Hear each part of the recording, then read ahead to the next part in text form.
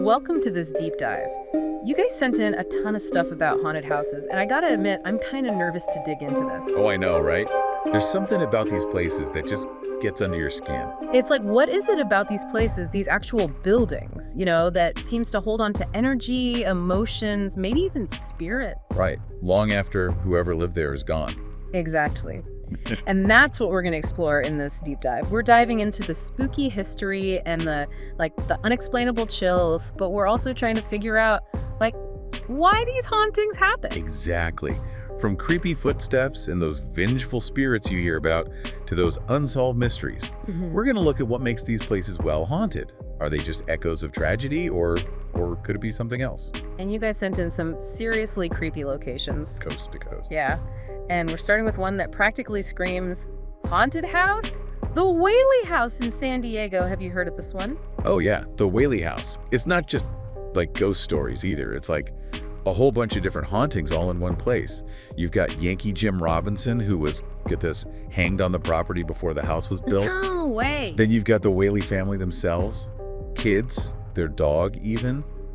If hauntings are real, what would make so many different entities stick around? It's like a whole spectral family reunion. And get this, the U.S. Commerce Department actually said it's haunted. No way. For real? For real. Back in the 60s. Talk about a government endorsement, right? Right. That's wild. But why is Yankee Jim still, hanging around? Yeah. Well, some folks who investigate this stuff think it's what they call a residual haunting. Like imagine a recording, right? On a loop. Okay, yeah. It's like an echo of what happened. Yankee Jim might not even know he's a ghost. He's just reliving that last moment. Oh, that's both really interesting and really sad. Yeah. What about the Whaley family, though? And their dog? Are they just echoes too, or is there something more? See, that's where it gets interesting. The Whaleys, they really love their house. Okay. Some people think that love, that strong emotion, can linger. As for the dog, well, animals are often thought to be more in tune with that spirit world. That's true. Maybe they sense stuff we don't. Makes you wonder if your childhood pet is still hanging out with you, just, in ghost form. No. Okay, so the Whaley House, definitely creepy, but you can actually go there, right? Oh yeah, they even do night tours. I kind of want to go. That's both terrifying and tempting at the same time. Ah. Okay, so for our next haunted stop, we're going to New York City, to a spot that's a little less accessible. The House of Death. It's this brownstone in Greenwich Village. Ooh, I've heard of this one. It's supposed to be one of the most haunted spots in the city, and tourists can't even go inside. What makes this place so infamous? Well, they say there could be as many as 22 different ghosts hanging out there. Yeah. And it's not just, that residual energy we talked about. Some of them seem to be aware. Yeah. Like they know they're ghosts. 22 ghosts, that's a lot of roommates. So who are some of these permanent residents? Well, one of the saddest stories is about a little girl, 6 years old, who they say was killed by her adopted father. You mostly feel her presence, they say. Cold spots, a really heavy sadness. Oh, wow, that's awful. And then there's Mark Twain. What? Yeah. He lived there in the late 1800s, and some say he still pops in from time to time. So even literary legends can't resist good haunting. Apparently not. So you've got this little girl and a famous author, both drawn to the same place. Does that tell us anything about why some places seem to, attract spirits? That's the million-dollar question, isn't it? Right. Some believe that really tragic events can, stain a place. Others think certain people are just, more open to the spirit world, even after they're gone. It's like those houses are built on crossroads, not just regular streets, but something more, something we can't really see. Okay, from one famous house to another, tell me about the Winchester Mystery House. Like a labyrinth, right? But for ghosts. That's one way to put it. Picture this rambling Victorian mansion with staircases that go nowhere, doors that open into walls. Wait, what? Yeah, and windows that look into other rooms. It's the Winchester Mystery House, in a nutshell. So it's not just haunted, it's architecturally confusing. You could say that. Remind me about the woman who built it all, Sarah Winchester. Okay, so Sarah Winchester, she inherited a fortune from the Winchester Rifle Company.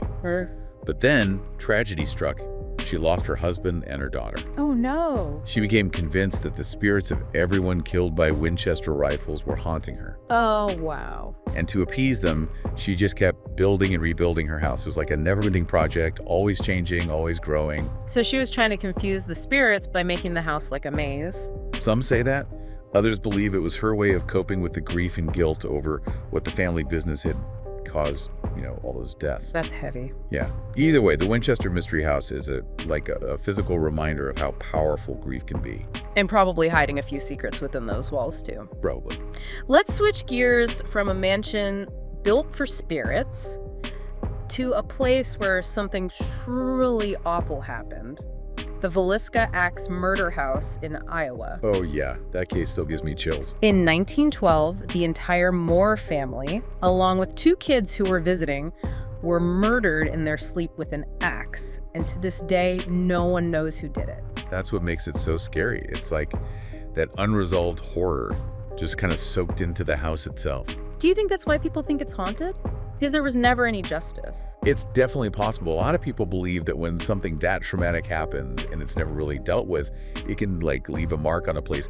The energy of that event just lingers. And you can actually stay there overnight. I know, right? That takes a special kind of brave, that's all I can say.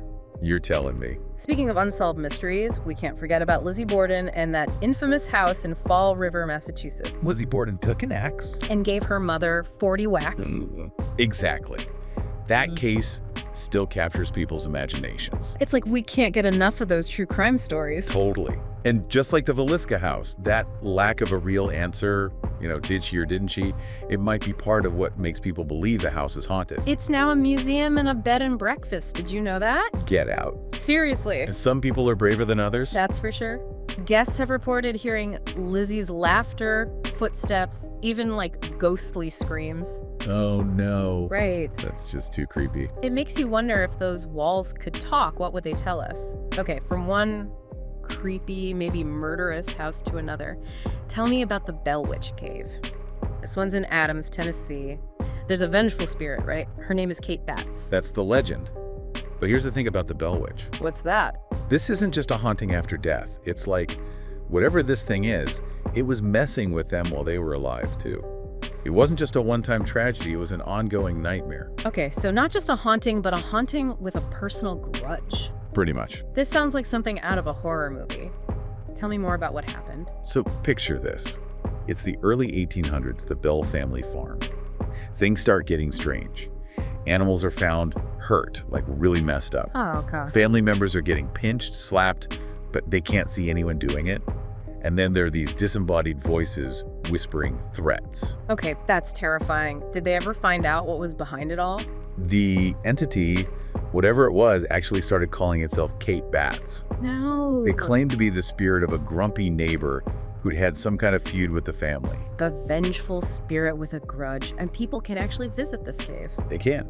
The Bell Witch Cave is open for tours. People say there's a really weird, uncomfortable feeling there. After all these spooky stories, I'm almost afraid to ask about the most famous house in America, the White House. Oh, it's got to be haunted. Tell me it's not. A place with that much history. Presidents, first ladies, staff, guests, they've all reported seeing and hearing some pretty weird things. Okay, I have to ask, who's the most active ghost? Most people say it's Abraham Lincoln. Honest Abe? The one and only. They say he's been spotted in the Lincoln bedroom, the halls, even appeared to Queen Wilhelmina of the Netherlands once. I would not know what to do if I saw Lincoln's ghost. Right. Ask for an autograph or run. Seriously? But he's not the only presidential presence, really. Nope. People have reported seeing other presidents, first ladies, even some White House pets. Dolly Madison, Andrew Jackson, Abigail Adams. It's a veritable who's who of American history, but the ghost edition. Okay, that's wild. Before we wrap up this part of our haunted house journey, we have to talk about a place that's been all over those paranormal shows, the Sallie House in Kansas. What makes this one stand out? The Sallie House is interesting because it's a newer haunting than some of the others, and it's not just ghosts. People think it's demonic. Demonic? Yeah, and not just any demon, but one that sometimes appears as a little girl. Oh, no thank you. Right, that's nightmare fuel for sure. What makes people think it's demonic, though? You know how some of these places feel connected to a certain event or person? Yeah. The Sallie House is different. It's like the darkness there is part of the land itself. So not just a haunting, but like an inherently evil place. That's what some people think. Okay, now that is way too creepy, even for me. And the thing is, with these newer hauntings, we don't have centuries of like lore to dig through. Yeah. It's harder to separate fact from fiction. Right. It's like trying to solve a puzzle, but half the pieces are missing. You mentioned the Sally house was on those paranormal shows. What did they find there? Oh, you know, the usual stuff. Weird voices, things moving, you know, the classic spooky stuff. See, ghosts, I can kind of get my head around, but demons, that's a whole other level. Totally. And that's what's so fascinating about the Sally house, right? Right. It makes you think about not just what happens after we die, but what else is out there, you know, beyond what we understand. It's definitely a case that'll make you sleep with the lights on. Yeah. Okay, let's switch gears from demonic hauntings to one that's a little more, I don't know, grounded in history. Franklin Castle in Ohio. What can you tell me about this one? Franklin Castle is a great example of a place where like a tragic past seems to have really seeped into the walls. It was built in the late 1800s by this guy, Hannes Piedemann. He was a German immigrant, made a fortune in business. Okay.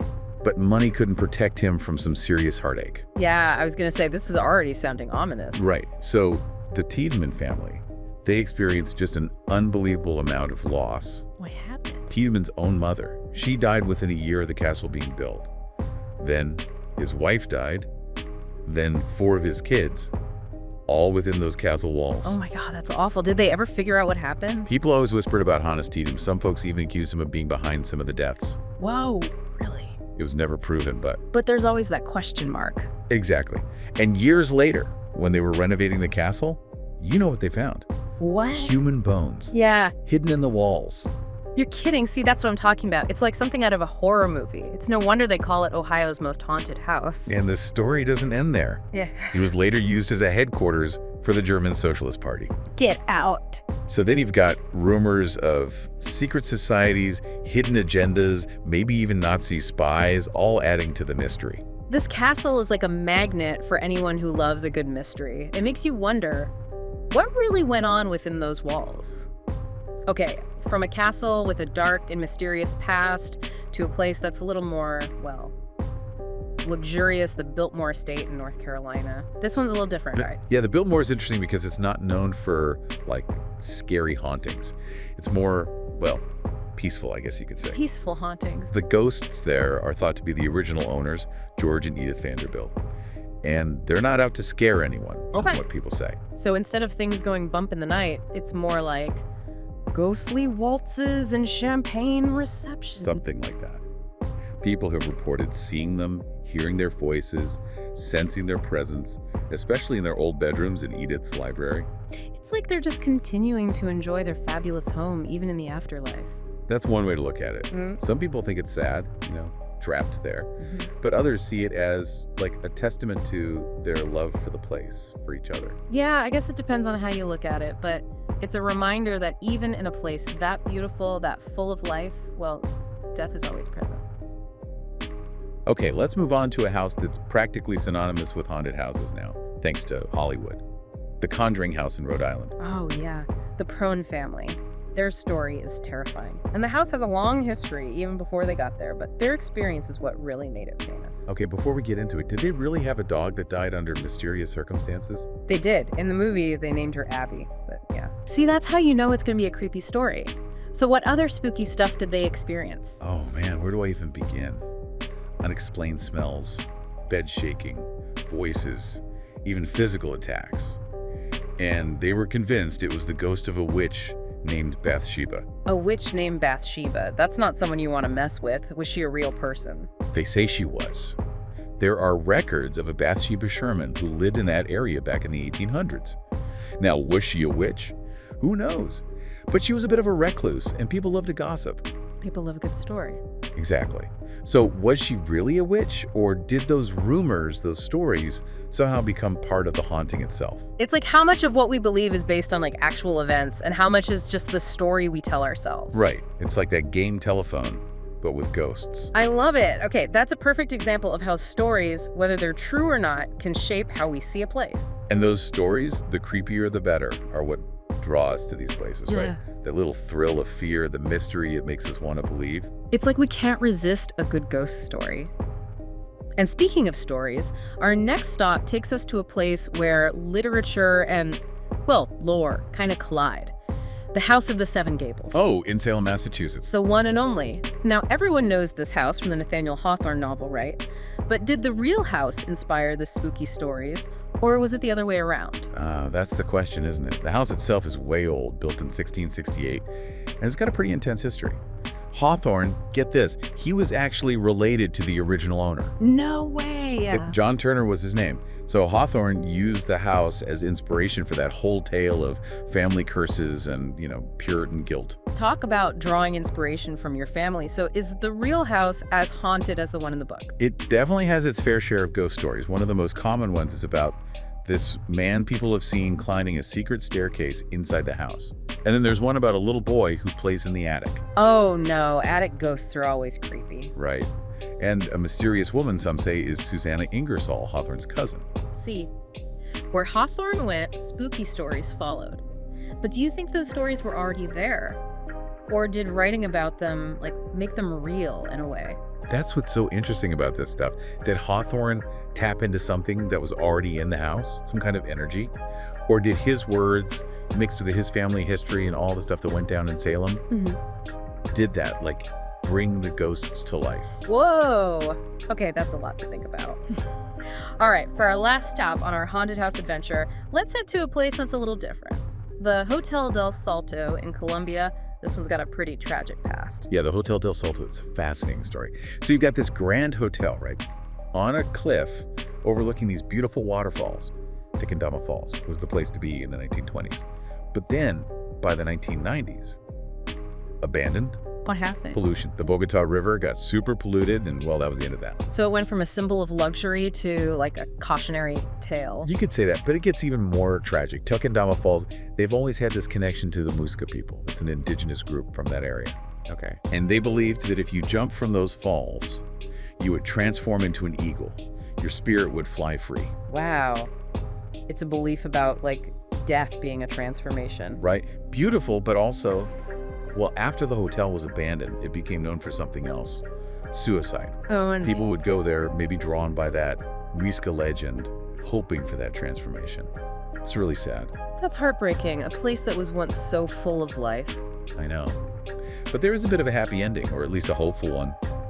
They turned the hotel into a museum, the Tequendama Falls Museum of Biodiversity and Culture. So, from a place of despair to a place of education, that's kind of perfect in a way. But do people still, feel the presence of what happened there? Some say they do. Shadowy figures, whispers, and overwhelming sadness in certain parts of the building. It's even when we try to move on, the past is still right there, Wow. It's interesting. All these places, all these stories, they're scary, sure, but they also make you think. About life, about death, about what we believe and why. Maybe that's why we're so drawn to these stories. It's not just about the chills, it's about those big questions, the things we might never really know. And maybe that's okay. Yeah, maybe it is. Keeps things interesting. Right. So next time you hear a weird noise or feel a cold spot, don't freak out. Just think, maybe it's just a story waiting to be told. Exactly. And thanks for joining us for this deep dive. Sleep tight, everyone.